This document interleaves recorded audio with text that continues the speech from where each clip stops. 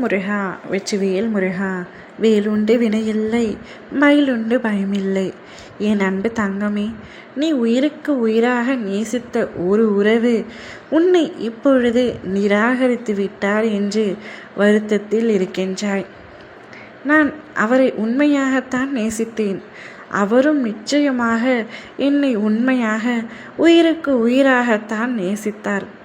பின்பு எதற்காக திடீரென்று இவ்வளவு வன்மம் என் மீது? இவ்வளவு மோசமான சண்டை என் வாழ்க்கையில் நான் அவருடன் போட்டதே இல்லை. இப்பொழுது எதற்காக என்னை வேண்டாம் என்று கூறுகின்றார்? அதற்கு காரணமும் தெரியாமல் தவித்து கொண்டிருக்கின்றாய்.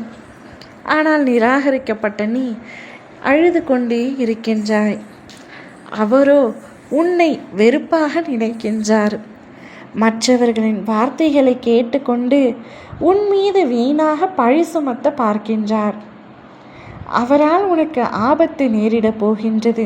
ஆம் தங்கமே, நீ அழுது முடிந்து அதை இப்பொழுது கடந்து வந்துவிட்டாய். பல நாட்கள் நீ அவரை நினைத்து கதறி அழுதிருக்கின்றாய்.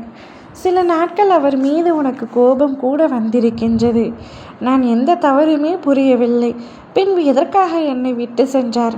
என்னை விட்டு சென்றவருக்காக நான் எதற்காக அழுக வேண்டும் என்று பல முறை நீயே உன்னை தேய்ச்சிக் கொள்கின்றாய். இப்பொழுது நீ நிம்மதியாக வாழ வேண்டும்.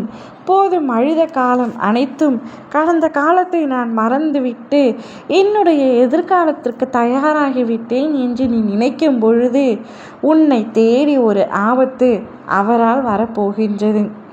நீ நேசித்த நபராக இருக்கிறார் என்று நீ வருத்தம் கொள்ளாதே.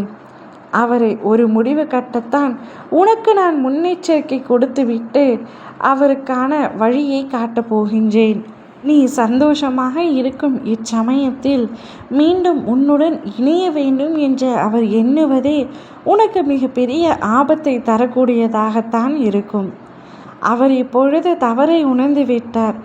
மீண்டும் ஒன்றாக இணைந்து வாழலாம் என்று கூறப்போகின்றார். ஆனால் அந்த உறவுடன் இணைந்தால் நிச்சயமாக ஆபத்து தான் தங்கமே உனக்கு. ஏனென்றால் அவர் திருந்தி வரவில்லை, மனம் வருந்தி வரவில்லை. உன்னை பழி வாங்க வேண்டும் என்று உன்னை தேடி வருகின்றார்.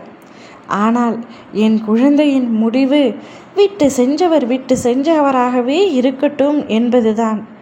என்னுடைய முடிவும் அதுதான். நீ ஒரு நல்லவரை மனதார நினைத்திருந்தால் அவருடைய இழப்பு உனக்கு பெரிதாக இருந்திருக்கும். அவரை தவறு உணர்ந்தால் அவர் மீண்டும் வந்தால் நீ ஏற்றுக்கொள்ளலாம். ஆனால் நீ விரும்பியது ஒரு நல்ல உறவை அல்ல, மோசமான அனுபவத்தை. இனிமேல் அந்த உறவு உன்னிடத்தில் வராமல் இருப்பதுதான் நல்லது.